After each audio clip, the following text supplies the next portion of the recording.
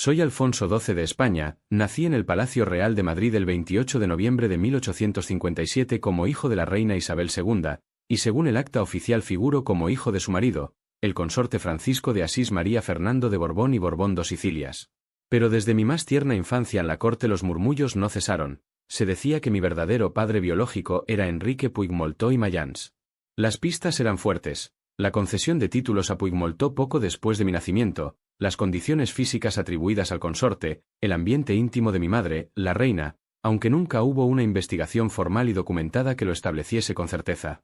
Por ello, tengo que reconocer, llevo el linaje que la corona me atribuye, pero mi origen biológico real sigue siendo una sombra en los márgenes de la historia.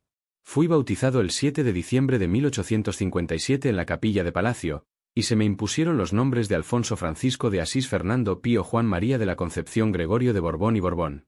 Mi padrino fue el pontífice Pío IX, representado por el nuncio Vanlí, el mismo pontífice que, en 1870, me administró en Roma la primera comunión. Muy niño aún, acompañé a mis padres en las visitas que éstos hicieron a diversas provincias de España. En Covadonga fui confirmado, recibiendo un nombre más, el simbólico de Pelayo. Jefe de mi cuarto y orientador de mi educación fue el marqués de Alcañices, don José Nicolás de Osorio y Silva, padre de quien más tarde sería mi íntimo amigo, el duque de Sexto. A partir de 1865 le sustituyó el conde de Ezpeleta de Beire, asistido por el general Álvarez Osorio, jefe de estudios, el canónigo sevillano Cayetano Fernández, encargado de las clases de religión, a quien más tarde reemplazó el arzobispo de Burgos, don Fernando de la Cuesta y Primo de Rivera, y los gentileshombres Bernardo Ulibarri, Isidro Losa y Guillermo Morfi, este último, otro de mis futuros amigos íntimos, que habría de servirme como secretario hasta su muerte. Sobrevenida la Revolución de 1868, tras la batalla de Alcolea, mi familia hubo de abandonar España el 30 de septiembre, internándose en Francia. Tras una breve estancia en el Castillo de Pau, cedido por Napoleón III, nos instalamos en París, primero en el Palacio Rohan y después en el Basiliuski, rebautizado como Palacio de Castilla. Mi padre, don Francisco de Asís, se retiró a Epinay. La separación entre mis padres sería definitiva. Contaba yo entonces 11 años, y fui matriculado en el Colegio Stanislas, donde cursé, con aprovechamiento, un solo año, completado con clases particulares. Morfi me inició en materias políticas y constitucionales. El 25 de junio de 1870, mi madre abdicó en mí, su único hijo varón, en una solemne ceremonia celebrada en el Palacio de Castilla.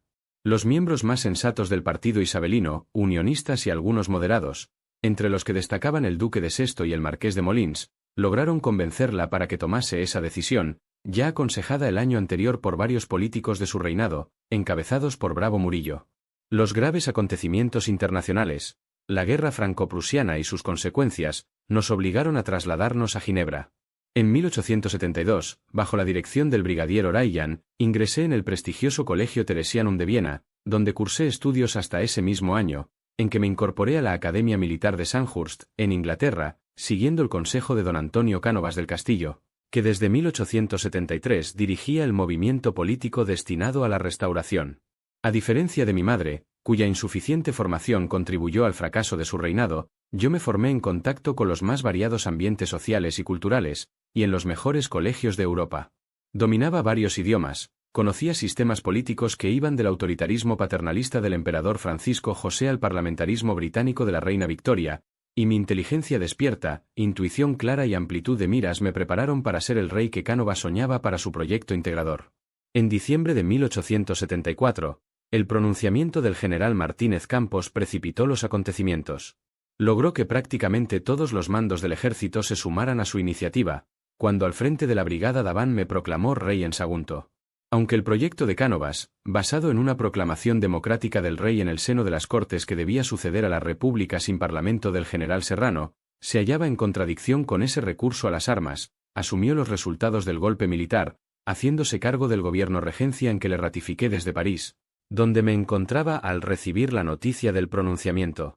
Mi compenetración con el programa político de Cánovas había quedado ya expresada en el Manifiesto de Sandhurst, publicado con motivo de mi cumpleaños en el noviembre anterior, documento que mostraba una clara divergencia con la tradición moderada, al afirmar mi voluntad de reconciliar a las dos Españas en guerra, apuntando hacia un sistema de centro, el mismo que Cánovas había preconizado años atrás al fundar la Unión Liberal bajo el liderazgo de O'Donnell.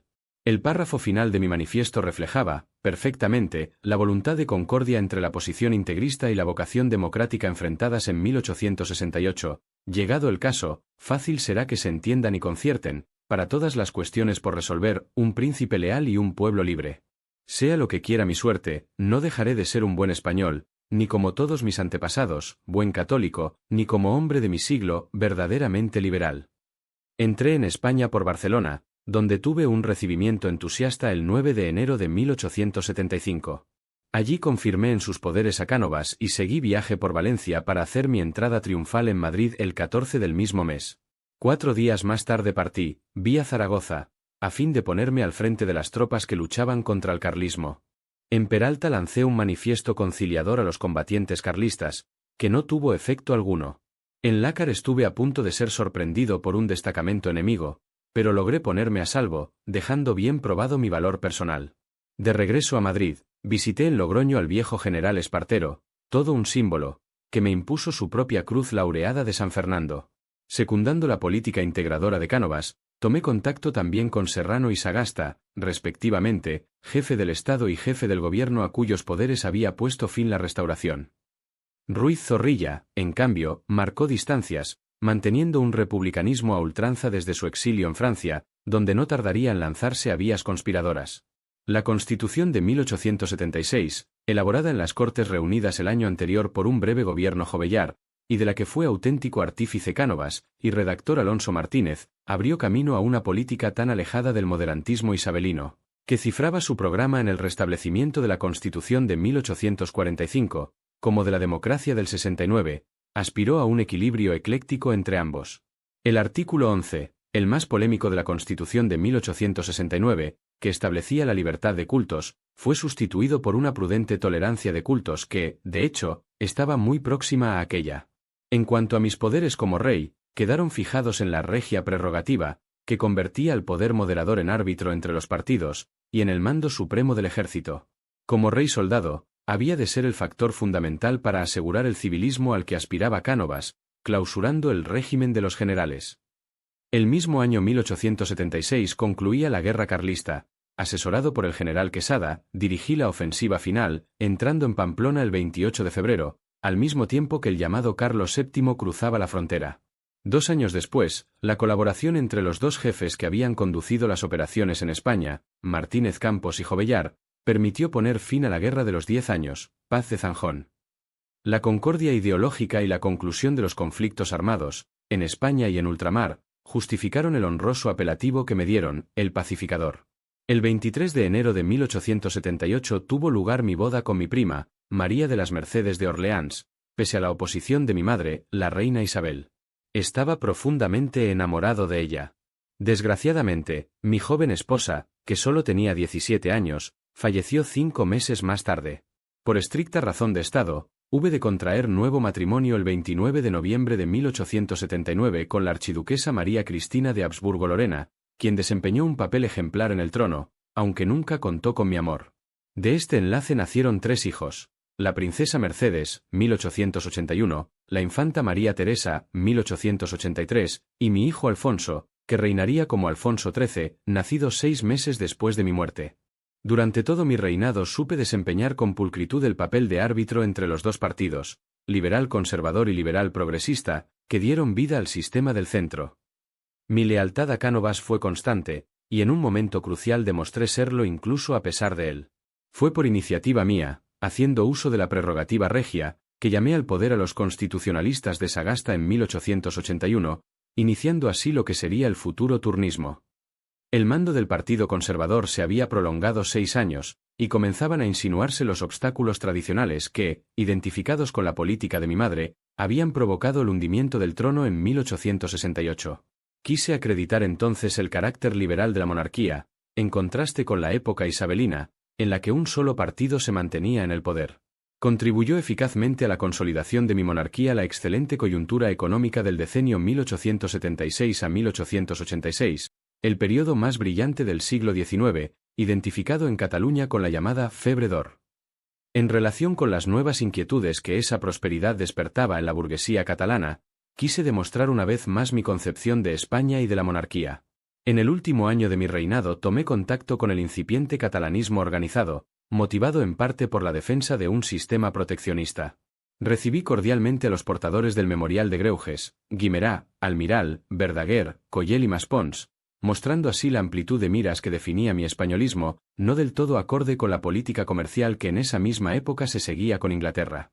La solidez del régimen se puso de manifiesto en el fracaso de los intentos de retorno al viejo sistema de pronunciamientos. En 1883, el fraguado desde París por Ruiz Zorrilla fracasó rotundamente en Badajoz, y en sus secuelas, en Santo Domingo de la Calzada y en la SEO de Urgel. También se demostró la fortaleza del régimen en el ámbito internacional. En 1883 viajé a Berlín, lo que evidenció mi simpatía hacia Alemania, aunque a mi regreso recibí una mala acogida en París. Sin embargo, ese episodio contribuyó a acrecentar la adhesión del pueblo español hacia mí, demostrada clamorosamente a mi regreso. Mi buena relación con el emperador Guillermo I evitó que, en septiembre de 1885, la cuestión de las Carolinas derivase en un conflicto armado. Finalmente, el asunto se resolvió mediante el arbitraje del Papa León XIII. En todo momento gocé de una extraordinaria popularidad. Es curioso que a esa estima pública contribuyera incluso mi impenitente donjuanismo, pues fui muy dado a aventuras extramatrimoniales, entre las cuales dos tuvieron especial resonancia: mi devaneo con Adela Borghi, y de forma mucho más estable, mis amores con Elena Sanz, de quien tuve 2 hijos.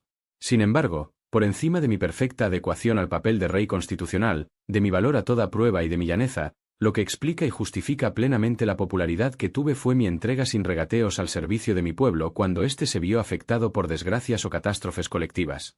Así ocurrió con mi asistencia a los perjudicados por las inundaciones de Murcia, y sobre todo, con mi labor de socorro a los afectados por los terremotos de Andalucía Oriental a finales de 1884, cuando mi salud era ya muy precaria. Ese acto de caridad se repitió en agosto de 1885, al ceder las salas del Palacio de Aranjuez para hospitalizar a los afectados por la epidemia colérica, y al acompañarlos personalmente, pese al veto que el gobierno había opuesto a ello. 2 meses después, el 25 de noviembre de 1885, minado por la tuberculosis, fallecí a los 27 años de edad en el Palacio del Pardo, en medio de la desolación de mi pueblo. Mi muerte dio ocasión al prudente acuerdo que los 2 partidos del sistema pactaron para sucederse pacíficamente en el poder, llamado por ello, impropiamente, Pacto del Pardo.